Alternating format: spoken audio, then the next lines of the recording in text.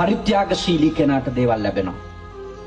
චූටි කාලේ ඉඳලා ළමයාට පුරුදු කරන්න කන බත් එකකින් හරි බත් පිටක් සතෙකුට දෙන්න. බත් ගුලියක් හදලා දෙන්න උගන්වන්න කුරුල්ලෙකුට හරි. හම්බ වෙන පාන් කෑල්ලෙන් හරි කොටසක් දෙන්න උගන්වන්න. ඔබ ඔබේ දරුවන්ට ඇත්තටම ආදරෙයි නම් ඒගොල්ලන්ට පුහුණු කරන්න ඕනේ දීම.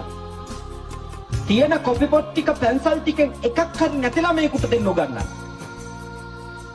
දෙන ළමයා දෙන්න සෝදපු අත්‍යති ළමයා දැක්කම ප්‍රශංසා කරන්න. එයා අගය කරන්න.